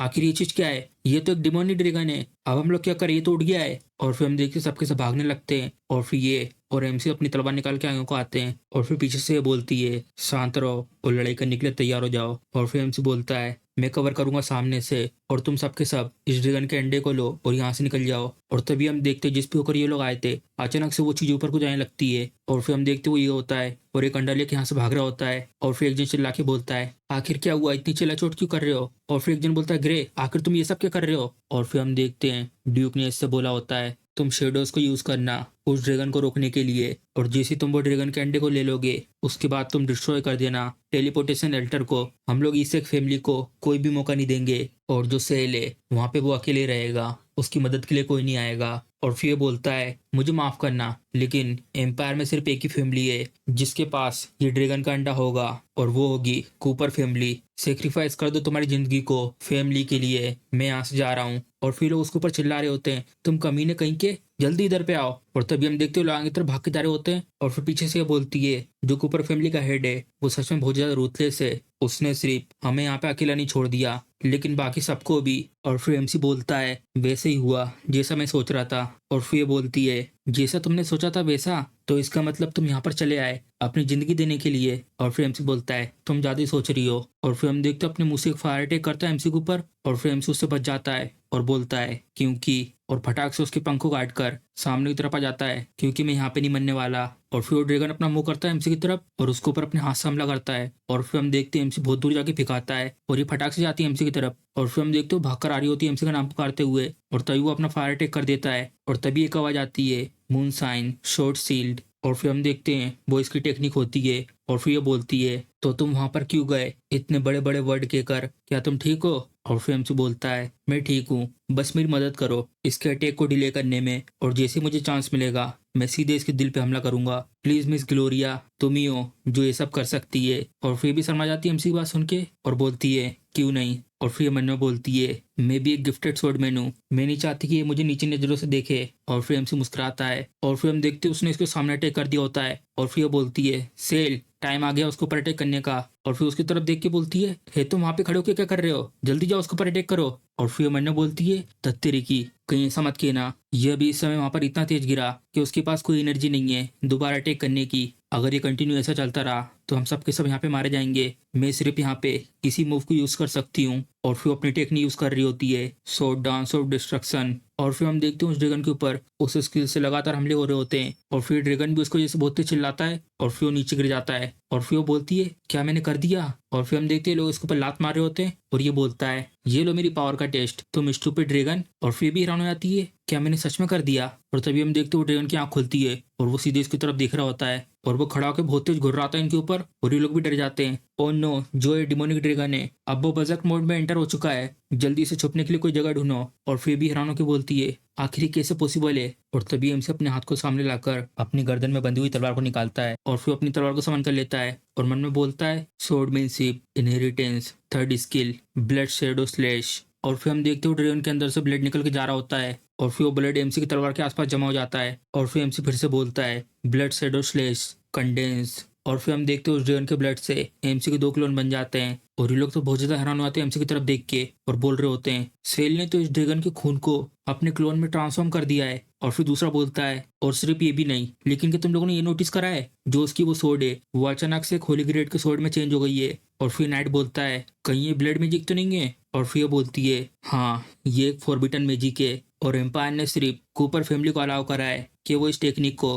बैटल फील्ड में यूज कर सकते हैं एनिमी के अगेंस्ट। और फिर मन्या बोलती है, मैंने सुना था कि जो सोर्ड स्पिरिट कूपर फैमिली में वो अचानक से डिसअपेयर हो गई है, कहीं ऐसा तो नहीं इसने? और फिर चिल्लाते हुए बोलती है, जरा रुको, इसका मतलब ये जानबूझ के पीछे रुका हुआ था और ये इंतजार कर रहा था कि कब हम लोग उस ड्रैगन का ब्लड निकालें। और फिर पीछे से चिल्ला रही होती है, सेल कूपर तुम बास्टर्ड कहीं के, तुमने एक्चुअली मुझे यूज करा। और एमसी जा रहा होता है स्पीड में आगे तरफ और बोलता है, हाँ तो क्या हुआ अगर मैंने ये किया है तो? और फिर उड़ सकता अपनी तलवार पीछे करके और फिर मैंने बोलता है, मैं एक प्यादा था जिसको छोड़ दिया गया था अपनी पिछली जिंदगी में, मैं इसे खाली बैठकर इम्तिहान नहीं करूंगा अपनी मौत का। और तभी हम देखते हैं एमसी ने एक ही स्लेश में उसकी गर्दन उड़ा दी होती है और उसकी गर्दन यहाँ पर आके गिरती है और फिर एमसी भी जमीन पे लैंड करता है और पीछे से ये लोग भाग के आ रहे होते हैं एमसी के पास। और फिर ये बोलती है, ये बुरा नहीं है, जो ये डिमोनिक ड्रैगन है अब फाइनली मर चुका है। और फिर एमसी अपनी तलवार आगे करके बोलता है, मेरे पास मत आना। और फिर भी हैरान हो जाती है एमसी को ऐसा करता देखकर। और फिर हम देखते हैं एमसी को अचानक से कुछ हो जाता है और उसको बहुत ज्यादा दिक्कत हो रही होती है और फिर उसकी तरफ देख के बोलती है, सेल कूपर। और फिर हम देखते हैं उसके उल्टे तरफ और फिर हमें पता चलता है एम्स को इसकी वजह से बहुत ज्यादा दिक्कत हो रही थी और ये बोल रहा होता है, तुम्हें क्या लगा मुझे मारने के बाद तुम आराम से रह पाओगे? तुम बिल्कुल मेरे जैसे बन जाओगे। अपनी ताकत को मेंटेन करने के लिए तुम्हें फ्लैश और ब्लड और ज्यादा खाना होगा। और फिर उनकी तरफ उंगली करके बोलता है, जाओ छोटे चूहे, ये लोग तुम्हारे शिकार हैं, जाओ और मजे करो उनको मारकर। और इसको ये बहुत ज्यादा दिक्कत हो रही होती है और बोलता है, मैं। और फिर हम देखते वो हमला कर देता है, और ज्यादा खून चाहता हूँ, मुझे और खून चाहिए। और फिर वो डर के मारे भाग रहे होते हैं और ये बोलता है, ये अच्छा नहीं है, इसने ब्लड मैजिक को बहुत ज्यादा यूज कर लिया है और ये डिमोनाइज हो चुका है, जल्दी से यहाँ से भागो। और तभी एक जन की आवाज आती है, सेल ऐसा मत करो। और फिर हम देखते हैं एंड्रिया यहाँ पर आ चुकी होती है और फिर उसके ऊपर अपने मैजिक का यूज कर रही होती है। और फिर हमसे बोलता है इसको देख के, एंड्रिया। और फिर हम देखते हैं बेहोश होकर गिर रहा होता है और फिर एंड्रिया पास होकर बोलती है, सेल। और फिर हम देखते हैं एंड्रिया अपना हाथ आगे बढ़ाती है एमसी को ब्लड मैजिक से बचाने के लिए। और फिर एंड्रिया बोलती है, उठ जाओ सेल। और फिर हम देखते हैं एमसी उठ चुका होता है और फिर एंड्रिया बोलती है, ये बहुत अच्छा हो कि तुम फाइनली उठ चुके हो। और फिर एमसी बोलता है, एंड्रिया।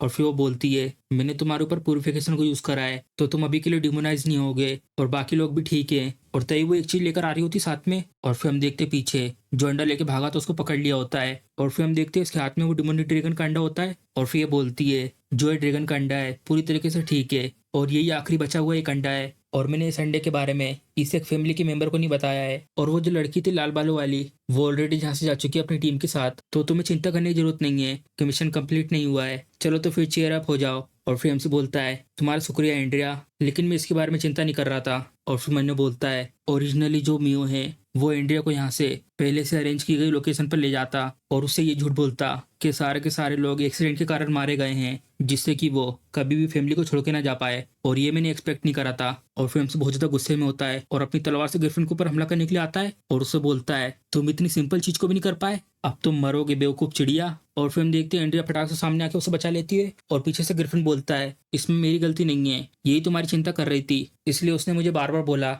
सीक्रेट रूम में एंटर करने के लिए। और फिर हमसे बहुत ज्यादा गुस्से में होता है और उस गर्लफ्रेंड से बोलता है, तुम्हारे जो पंख हैं बहुत ज्यादा मजबूत हो चुके हैं और तुम मुझसे उल्टा बात करना सीख गए। और फिर एंड्रिया बोलती है, सेल इतनी जल्दी मत करो, चलो बातचीत करके सुलझाते हैं। और तभी ये लोग आते हैं और बोलते हैं, हे सेल के ऊपर। और फिर हम देखते हैं अपनी तलवार निकाल के इसके ऊपर हमला करने के लिए आ रहे होते हैं। और तभी एमसी उनकी तरफ मुस्कुरा के देखता है और बोलता है, हे तो तुमने अपना आखिरी में असली कलर दिखा दिया है, तो तुम लोग मुझसे ड्रैगन का अंडा छीनना चाहते हो। और तभी एमसी अचानक से हैरान हो जाता है और फिर हम देखते हैं उन दोनों ने इसको मारा होता है जो यहाँ से अंडा लेके भागा था। और फिर एमसी पीछे देख के कंफ्यूज हो जाता है और फिर वो लोग अपने घुटने पर आते हैं। और फिर हम देखते हैं सबके सब एमसी के सामने अपने घुटने पर आ जाते हैं। और फिर इन दोनों में से पीछे वाला बोलता है, यंग मास्टर सेल प्लीज हमें माफ कर दीजिए हमारे पहले वाले रूड बिहेवियर के लिए। अगर तुम नहीं होते जिसने हमें वहां से बचाया, हम लोगों को तो फैमिली ने पीछे छोड़ ही दिया था और अभी तक तो हम लोग कब के मारे जा चुके होते। और फिर सामने वाला बोलता है, आज के बाद से हम लोग फैमिली की एक भी बात नहीं सुनेंगे और हम लोग कसम खाते हैं कि हम लोग मरते दम तक तुम्हें फॉलो करेंगे। और फिर सबके सब बोलते हैं, हम लोग ये कसम खाते हैं कि हम लोग फॉलो करेंगे तुम्हें मरते दम तक। और फिर हमसे उनकी बात सुन के हैरान हो जाता है,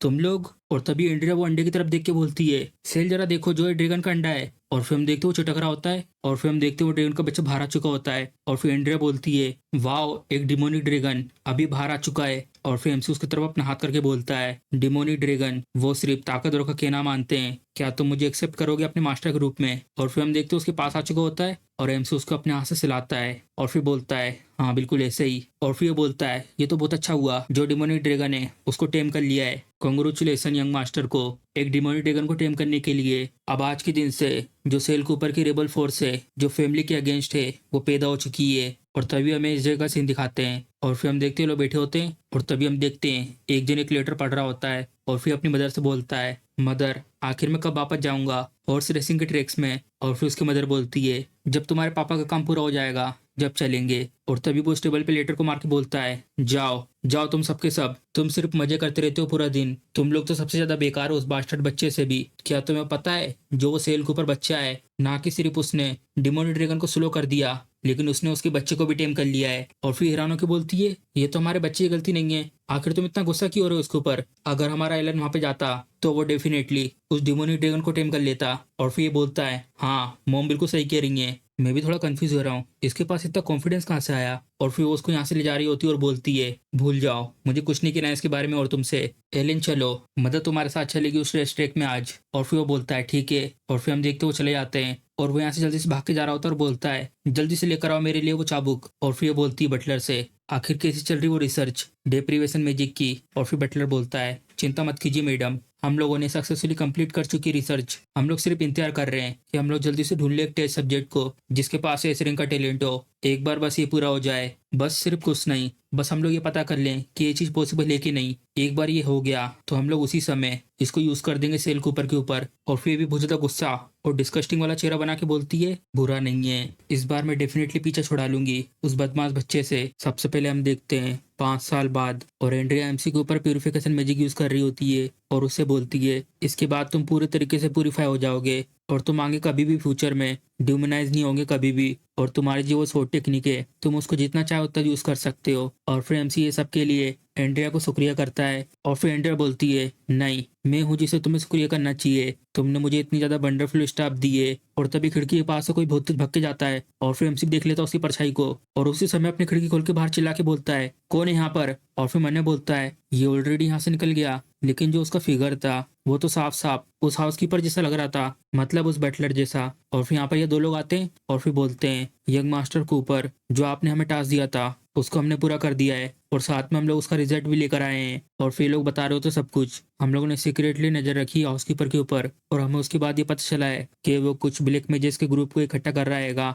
और ऐसा लगता है कि वो तैयारी कर रहा है 3 दिन के बाद एक रिचुअल करने की। और फिर दूसरा बोलता है और उसने इसकी भी बात करी है कि उसे फाइनली एक दूसरा टारगेट मिल चुका है एस रैंक के टैलेंट के साथ, और जो उनकी मैजिक एबिलिटी है वो भी बहुत ज्यादा हाई है। और फिर एमसी ये सब सुनने के बाद मन बोलता है क्या ये लोग शुरू करने वाले हैं डेप्रीवेशन मैजिक रिचुअल को, लेकिन क्यों उन लोगों ने डायरेक्टली मेरे ऊपर टारगेट नहीं करा। और उन लोगों को एक और टारगेट मिल चुका है एस रैंक के टैलेंट के साथ, एक ऐसा टारगेट जिसके पास एक्सट्रीमली हाई मैजिक एबिलिटी भी है। और फिर एमसी की तरफ देख के मैंने बोलता है एंड्रिया, और फिर भी कंफ्यूज हो जाती है, एमसी की तरफ देख रहा होता है। और फिर हम बताते हैं 3 दिन बाद, और एंड्रिया यहाँ पे साफ सफाई कर रही होती है और बोलती है जो ये स्टोरेज रूम है देखो तो इसकी क्या हालत हो चुकी है, हर जगह सामान बिखरा पड़ा हुआ है, मुझे बस मैजिक को यूज करके इस सबको साफ कर देना चाहिए। और फिर हम देखते हैं तभी अचानक से पीछे बटलर आ जाता है अपने हाथ में कपड़ा लेकर और फटाक से उसके मुंह पे लगा देता है उसको बेहोश करने के लिए, और ये भी कोशिश करती है अपने आप को छुड़ाने के लिए। और फिर धीरे धीरे बेहोश हो जाती है और वो बोलता है ये बेहोश हो चुकी है, चलो यहाँ से जल्दी। और फिर हम इस जगह का सीन दिखाते हैं, यहाँ पर इन लोगों ने इसे मैजिक के साथ बांध दिया होता है और वो रिचुअल स्टार्ट कर देते हैं। और वो बटलर बोल रहा होता है जो रात की पावर है मेरे आदेश को सुनो,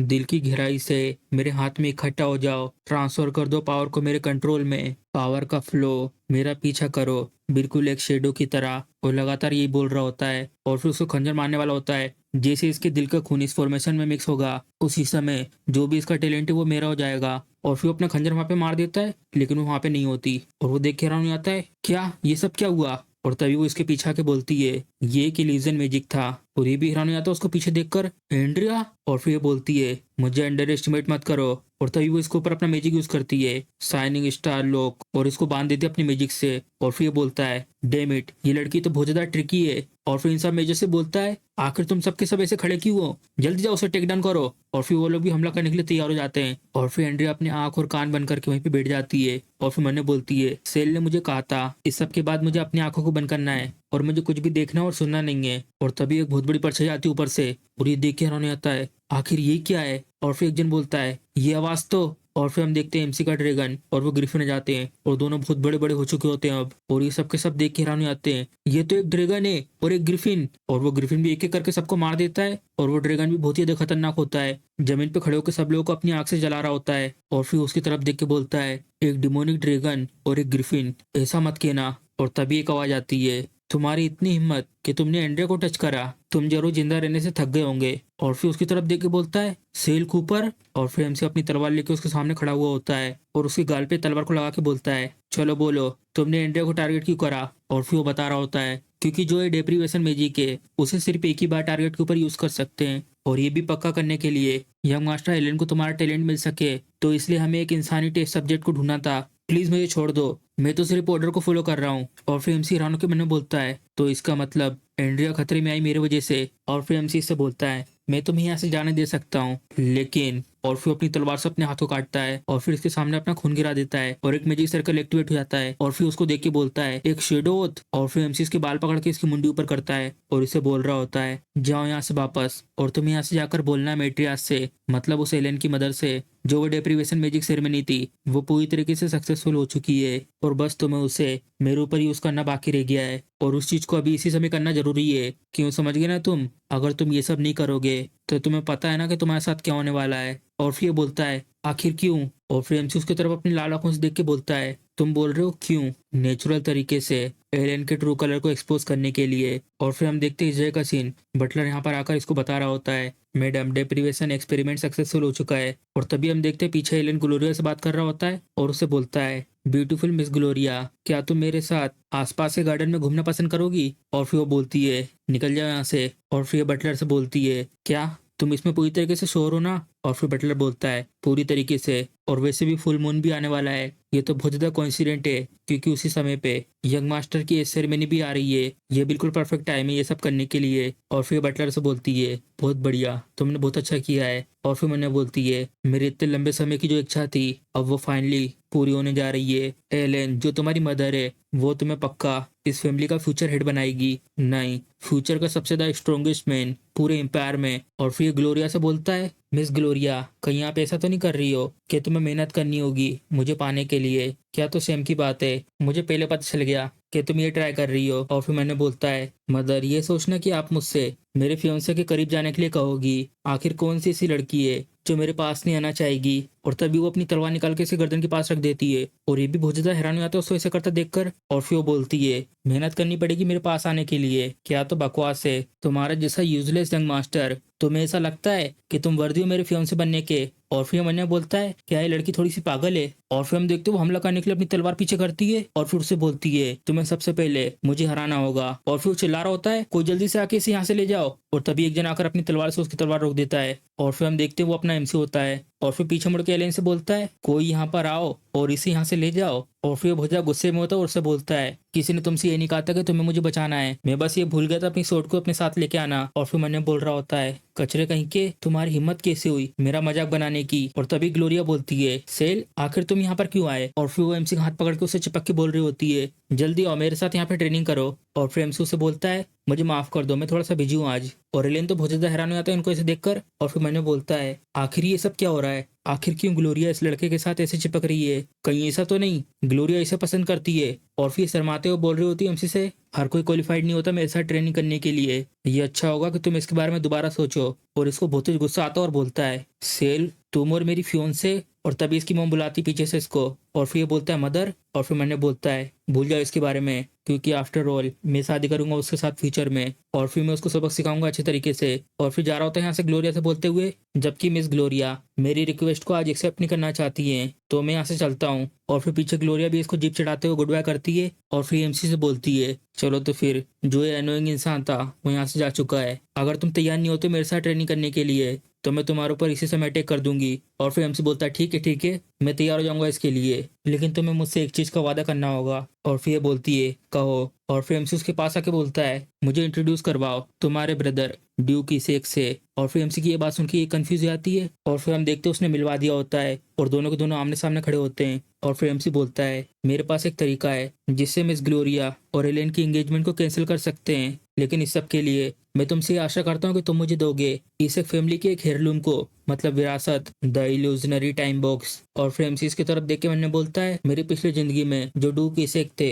वो खुश नहीं थे प्लेवो एलियन से और कूपर फैमिली के साथ जुड़े रहने के लिए भी तैयार नहीं थे और उन्होंने बार बार इस एंगेजमेंट को कैंसिल करने के लिए प्रस्ताव रखा, लेकिन लगातार रॉयल फैमिली की तरफ से इनको मना ही मिली। तो इसलिए मुझे इस लाइफ में इस चीज का एडवांटेज लेना होगा। और तभी अपनी तलवार से एमसी गाल पर खरोच मार के आगे निकल जाते हैं और उसे बोलते हैं एरोगेंट बच्चे, ये कैसी एंगेजमेंट है जो रॉयल फैमिली के द्वारा ब्लेस्ड की गई है और ये कोई ऐसी चीज नहीं है जिसको कैंसिल किया जा सके तुम्हारे जैसे किसी की वजह से। और तुम्हारी हिम्मत कैसे हुई मेरे से इसको लेकर कंडीशन की बात करने की? और फिर एमसी मुस्कुराता है क्या मेरे जैसा कोई? और तभी वो अपने गले में बंधी हुई तलवार निकालता है सिर्फ मेरे जैसा ही कोई तुम्हारी इस प्रॉब्लम को सॉल्व कर सकता है। और ये देख के हैरान हो जाता है ये सोर्ड ऐसा मत कहना, जो असली बच्चा है कूपर फैमिली का एसरिंग के टैलेंट के साथ वो ये है। और तभी वो आगे की तरफ बढ़ता है और इसके साथ अपनी तलवार लड़ा के बोलता है जबकि एंगेजमेंट कैंसिल नहीं हो सकती तो हम लोगों को सिर्फ उस कचरे से यंग मास्टर को डिस्ट्रॉय करना होगा। कि ये भी सेम बात नहीं है? क्या सोचते हो तुम इसके बारे में ड्यूक? और फिर उसकी बात का कोई जवाब नहीं देता। और फिर हम देखते हैं 1 महीने बाद बटलर और ये आपस में बात कर रहे होते हैं और बटलर बोल रहा होता है मैडम सब कुछ तैयार हो चुका है, लेकिन जो सेल कूपर है वो इन बास्टर्ड के साथ नहीं है और जो यंग मास्टर है वो उसके पीछे गए उसको ढूंढने के लिए। और फिर ये बोलती है मुझे पता है, जाओ और उसकी मदद करो। और फिर ये बोलता है ठीक है। और ये तीनों बात कर रहे होते हैं, सामने वाला बोल रहा होता है मुझे तो सच में नहीं पता कि इन लोगों ने यहाँ पर हमें क्यों बुलाया इस तरीके से, क्या वो लोग उसके उत्तराधिकारी होने पर जोर दे रहे हैं जिससे कि हम लोग बिना किसी चिंता के उसे कुत्ते बन के रहे हैं। और फिर लेफ्ट वाला बोल रहा होता है इसके पास तो स्वॉर्डमैनशिप का टैलेंट हैगा, ये तो फेट हैगा कि वो फैमिली का फ्यूचर हेड बनेगा। और फिर राइट वाला बोल रहा होता है हे शांत हो जाओ, फैमिली हेड को ये सब सुनाई ना दे। और फिर हमें बताते हैं ये लोग ही कूपर फैमिली के बास्टर्ड बच्चे। और फिर हम देखते हैं डूक यहाँ पर आ चुके होते हैं। और फिर पीछे ये बोल रहा होता है मास्टर जितने भी मेहमान है सारे के सारे बैठ चुके हैं और मेहमानों को ज्यादा देर तक इंतजार न करना पड़े, इसके लिए हम लोगों ने आपने जैसा कहा था हमने उसका पालन किया है। और फिर वो करता है और फिर डूक के सामने आ जाता हैगा और बोलता है क्या तो कोइंसिडेंट है ड्यूक कूपर, क्या तुम मुझसे थोड़ी देर बात करोगे। और फिर ये बोलता है ड्यूक इसे मुझे याद नहीं कि मैंने तुम्हें इनवाइट करा था। और फिर वो ड्यूक को अपनी बातों में लगा के रखता है। और फिर एमसी से बोलता है सबके सब यहाँ पर आ चुके हैं, अब टाइम आ चुका हैगा इल्यूजनरी टाइम बॉक्स का। और फिर ये बोलता है ठीक है, और वो फटाक से वहां से स्पीड में निकल जाता है। और फिर हम देखते हैं कुछ लोग अपनी तलवार को आगे बढ़ाते हैं और उसमें अपनी एनर्जी भेज रहे होते हैं और उसी के साथ साथ बोल रहे होते हैं अबेस का gate, shadow one fantasy, illusionary time box, virtual realm open. और इसी वजह से महल के सामने एक बहुत बड़ा मैजिक सर्कल बन जाता है और उसी के साथ साथ एक बहुत बड़ा डोमेन बन जाता है पूरे महल के आसपास। और फिर एमसी उसी की तरफ देख रहा होता है और तभी पीछे से एक जना के बोलता है मैंने आखिरकार तुम्हें ढूंढ लिया। और फिर हम देखते वो एलिस होता है और बोलता है आखिर तुम यहाँ पर अकेले क्यों छुपे हुए हो। और एमसी बहुत ही ज्यादा खुश होता है इसके यहाँ पे आने से और मुस्कुरा रहा होता है। तो इसी के साथ हमारा एपिसोड खत्म हो जाता है। अगर आपको वीडियो पसंद आई तो वीडियो को लाइक चैनल सब्सक्राइब करना मत भूलिएगा। चलिए मिलते हैं अगले एपिसोड में।